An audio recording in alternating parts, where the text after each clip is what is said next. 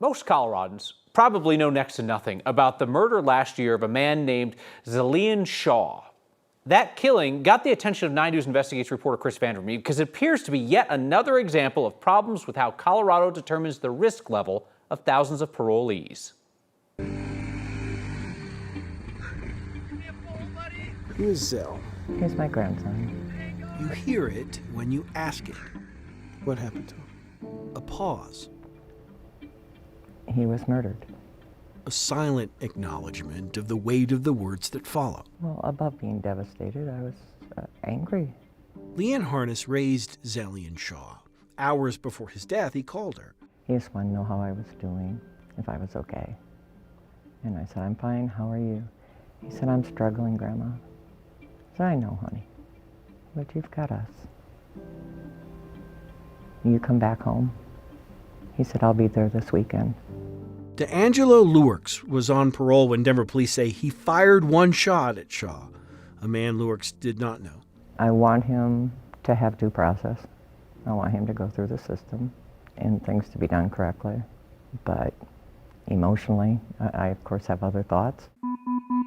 At the time of the murder, 9 News Investigates found the state considered Lurks low risk to reoffend, a designation that subjected him to less supervision, fewer check-ins, and drug screens. But we found that designation, low risk, was built on a series of errors, some dating back a decade to a time when Lurks was still in prison and, according to records we found, considered the furthest thing from low risk.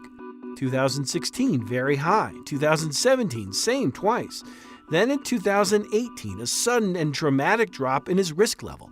A drop, our analysis shows, was not based on a change of heart, but rather a change of scores. Take section 1.5, number of prior felony convictions. In 2017, the assessment properly noted 3 or more.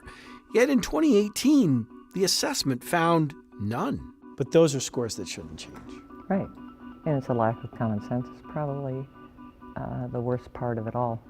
The assessment's conclusions are point-based. The fewer the points, the lower the presumed risk. The errors helped push Lurks' risk level down considerably to moderate.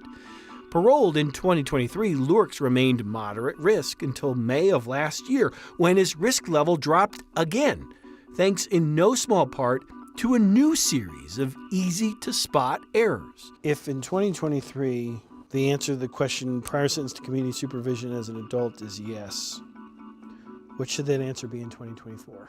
Yes. Community supervision ever been revoked? 2023, yes, that's true. 2024, no, not true. I wasn't surprised. Harness is now one of many families we've notified of the errors we found on the assessment scores of parolees now accused or convicted of serious crimes. Scores that shouldn't change so often the state remains unable to quantify it.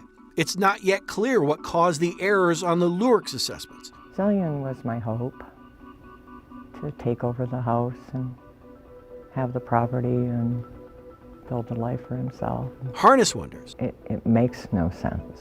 why no one spotted these errors sooner. Chris Vandermeer, 9 News.